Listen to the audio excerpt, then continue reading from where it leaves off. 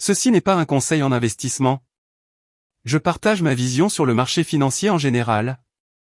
Et si vous avez décidé de prendre une position d'achat ou de vente, vous en êtes responsable. Look inside the candle. Have faith on yourself. Be confident.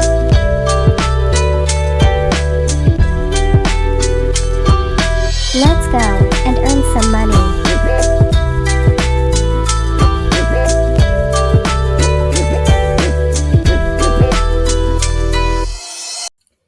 Salut, c'est Rami. Comment allez-vous? J'espère que vous avez passé un bon week-end. Bon, la situation actuelle, on est où avec le Bitcoin? Donc ça, c'est le Bitcoin futur, contrat futur sur Binance, le volume le plus échangé.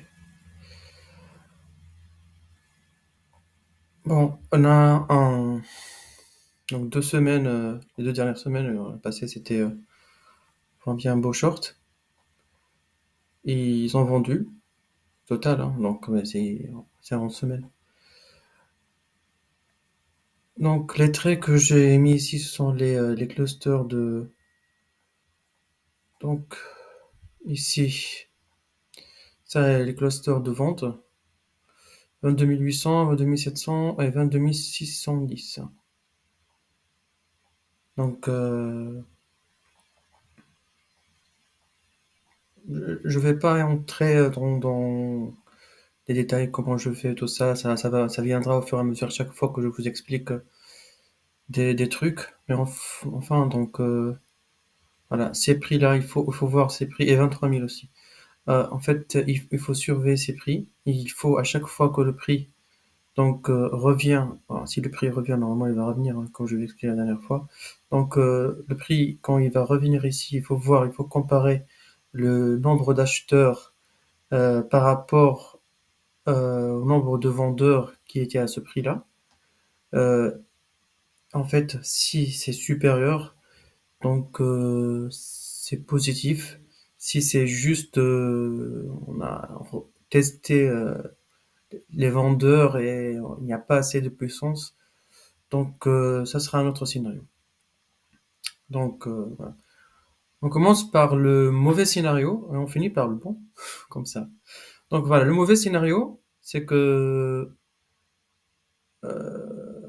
crache, tout simplement. C'est qu'on fait, on teste ça et derrière on regagne les 14K. Là, sous les 15 200, ouais. Donc oui, c'est possible. Bah, s'il y a énormément de vendeurs, parce que là, cette bougie semaine, il y a un delta combien? Oui, il a un très très très bon delta qui est supérieur à la bougie d'après. Et attends, je compare celui-là, cette bougie à 1,81 000 à peu près. Et cette, ouais, moins 42,053. Ouais. Ça, c'est en futur. Donc là, il y a différence énorme. Presque les vendeurs se sont placés ici. Le double que s'y était le prix, quelle date? 15 août, la semaine du 15 août. Bon, après il y a les surprises. Parce que à ce prix là, à 21 150, il y a 40 000 d'acheteurs. À ce même prix, je compare les deltas, hein. Je suis en train de comparer les deltas. C'est presque le même delta. Mais je trouve pas assez d'acheteurs. Donc ça c'est le pire scénario. Et derrière, sonnette d'alarme, on vend tout. On vend tout ce qu'on a en spot, tout. Parce que tout va cracher avec.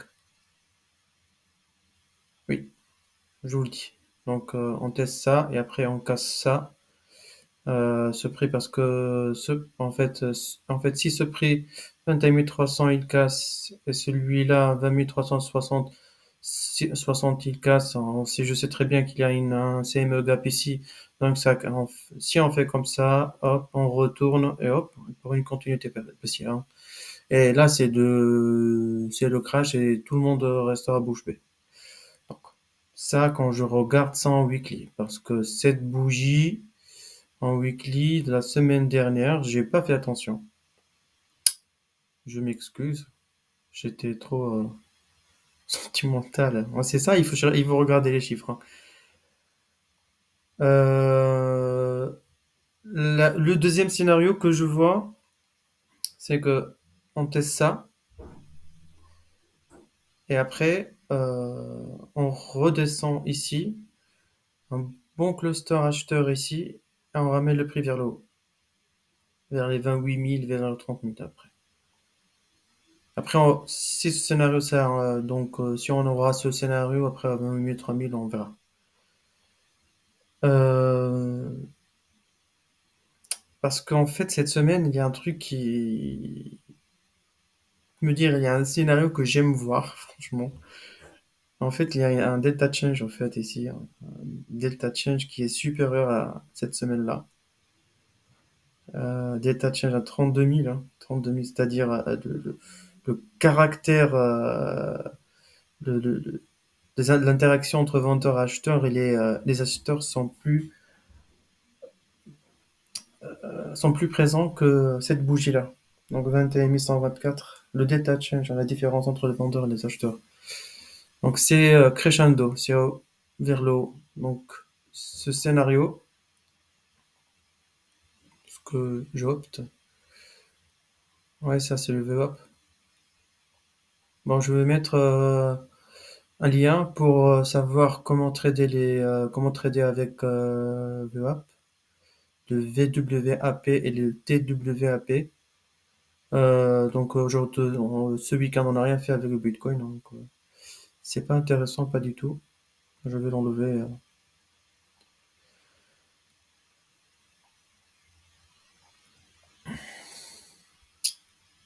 Vous voyez là?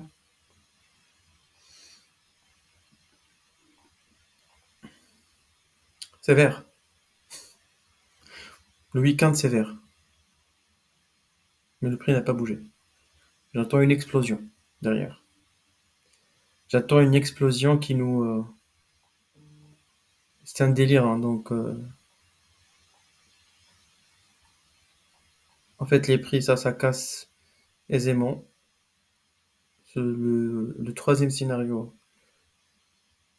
Oui, oui, je suis belge parce que je vois ça. Donc, oui. Ouais, c'est fort en fait. Donc, tout le week-end, hein, on a accumulé, hein, là, on a accumulé. Alors, franchement, si demain, l'ouverture et tout ça va, bientôt, dans 3 à 4 heures, on fait une petite mèche ici, eh ben, une petite mèche.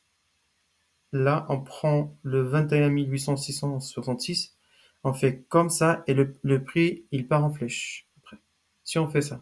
Après, il peut ne pas faire ça. Il monte, et derrière, il fait il reteste, il nous laisse un peu le temps pour entrer dans le marché, et il part tout d'un coup. Il part tout d'un coup. Pourquoi? Pourquoi je vois ce scénario? Allez. Donc, ça, ça peut être considéré comme un petit pullback, oui. Donc, le prix de 21 549 jusqu'à 25 250, il a mis combien? 2 jours? Et là, c'est 2 semaines. Pour moi, je définis ça comme un petit pullback. Donc, c'est pourquoi le prix il peut faire ça, il peut redescendre un peu et remonter directement. C'est un parmi les scénarios, et comme il s'en fout de tout le monde, et il part. Il part tout simplement. Il part tout simplement. Parce que, en fait, on va voir ça. Si on va appliquer Wyckoff, allez. Si on va appliquer Wyckoff ici. C'est un BC, c'est un R, c'est un ST. Donc, quand le ST, il a pris le BC, c'est une réaccumulation.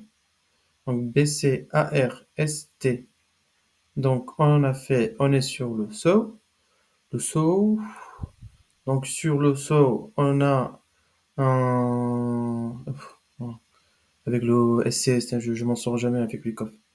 Donc ça, avec d'autres méthodes. Donc là, c'est un ordre bloc. Donc on vient le tester et il- certains qui traitent ça, donc OB, c'est un ordre bloc. Le prix, il reteste, il part directement. Oui, c'est possible. Autre chose, ce que je trouve avec ICT, c'est là que j'ai posté, si vous vous rappelez bien, j'ai posté sur Twitter 9h30. En fait, à ce prix-là, ça correspond à 9h30 du mercredi du 13. Du mercredi 13. Ouais, mercredi 13. Mercredi 13 février. Ce prix qui a monté, c'était 9h30 exactement. Et le 9h30 de New York, c'est puissant quand même. C'est puissant comme technique, hein, comme stratégie de trading. Donc voilà. Donc et après en spot, ça c'est un equal high, il n'a pas pris en spot. C'est pareil, c'est le même prix exactement. Donc si on traite les principes d'ICT, donc on a quoi? On a une petite. Vous pouvez voir le spot, hein, donc on a une trend line, une liquidité. Donc c'est pourquoi ils peuvent faire ça et après chuter un peu. C'est que après ça sera un week off, ça c'est un C, c'est un STB, il repart encore, il teste, il part. Ou bien il peut chuter un tout petit peu. Parce que là en fait il peut prendre celui-là, ils appellent ça les liquidités pool, hein. Après ça doit être une mèche pour que le prix remonte. Après comme je vous ai dit, c'est tout dépend de l'interaction dans cette zone. Donc on a quoi? Une trendline, un equal high et on a un FVJ en haut, vous le voyez. Donc et surtout le market profile, il n'y a rien, c'est le vide absolu ici. Donc si le prix il monte et il le casse, donc il casse. La deuxième technique, bon, pardon, c'est pas la deuxième, pour moi c'est la première technique, hein, mais bon. Je vais vous mettre un lien. C'est un trader anglais en fait qui utilise le footprint. Je vais mettre le lien, il parle de la théorie des éléphants. Bon, ça c'est pour simplifier, hein. Donc, la théorie des éléphants, c'est simple. C'est que on voit bien ça, c'est un grand éléphant. Et après, le prix, il chute, il fait un autre petit éléphant. Ça sera absorbé. Après, il faut minimum trois éléphants. Et le quatrième qui va faire le pump, quoi. Alors, là, le prix explose. C'est-à-dire, on peut aller là, et après, on va à 26 000, je sais pas quoi, et on fait le petit éléphant, là, et après, le prix, il part vers le haut. Donc, tout ça, c'est invalide, franchement, si, je dis très bien si. Donc le prix, il revient ici et on voit que des rouges, hein. On voit que des delta rouges. Ils sont en train de vendre. Là, je peux rien faire. C'est que voilà, ils ont décidé de vendre. On suit la tendance. Donc, mais pour le moment, je vois des acheteurs. Et c'est pareil, hein, c'est pas la même chose. Vous pouvez regarder en spot, BTC spot. Je peux le mettre rapidement.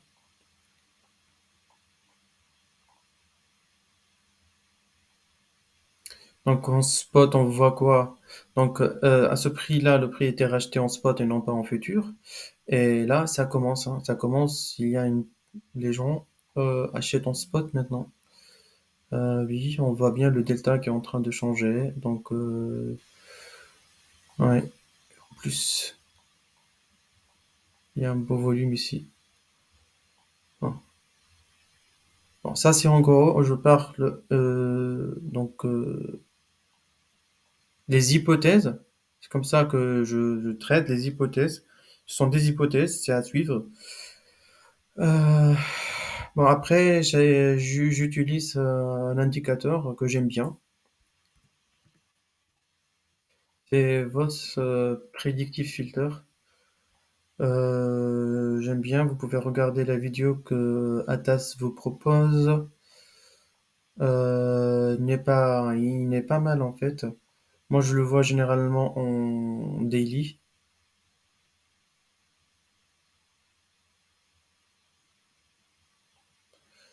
C'est qu'en fait, c'est prédictible. En fait,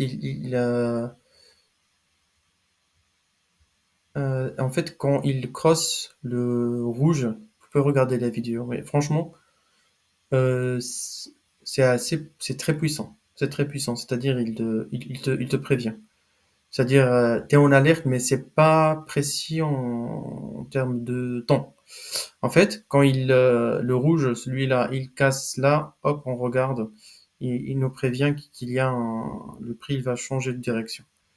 Donc, vous pouvez tester ça. En rouge, le prix, il peut chuter, voilà. Et quand, là, par exemple, en rouge, donc il y a une petite chute à prévoir, hein. Donc, et c'est le contraire, quand le rouge, il traverse le truc, la ligne bleue, comme dans ce cas, c'est que justement, il faut attendre un petit peu. C'est pas précis, hein. C'est pas comme le MACD, c'est autre chose. Donc, moi, j'ai backtesté. Et il faut juste attendre le bon moment. Donc, surtout quand on est au-dessous de de la ligne zéro, genre on est acheteur, mais il faut attendre le bon moment. Et quand on est au-dessous, au-dessus plutôt, on est plutôt vendeur. Donc voilà, comme celui-là, il y a une petite vente mais après le prix il fait rapidement. Bon, c'est pas très précis, mais c'est un indicateur qui n'est pas mauvais. C'est tout. Un indicateur qui n'est pas mauvais. C'est-à-dire, tu es prévenu en avance. Il y a un truc qui va se passer. Tu peux fermer tes positions si tu es en achat ou de vente. Donc voilà. Je, je vais zoomer ça un peu. Donc aujourd'hui, on est tout en vert, hein, mais le prix n'a pas bougé. Il y a quelque chose de fort qui va venir. Ouais, c'est en daily ça. C'est en daily.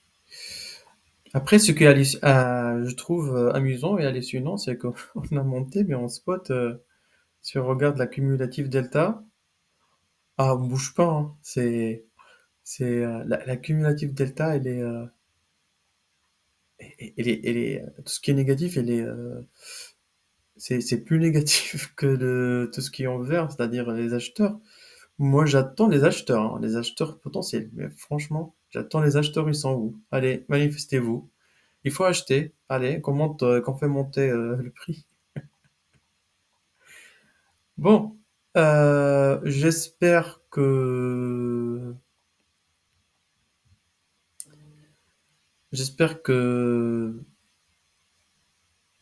vous, vous êtes en bonne santé. Et je vais mettre beaucoup de choses au fur et à mesure. Donc voilà. Euh, donc faites attention à vos positions et faites pas de levier, pas de levier. Parce que là, ça commence, les gens comprennent que ça sert à rien de faire de levier. Donc, ouais. Eh bien, sur ce, je vous laisse. Je vous souhaite une agréable soirée et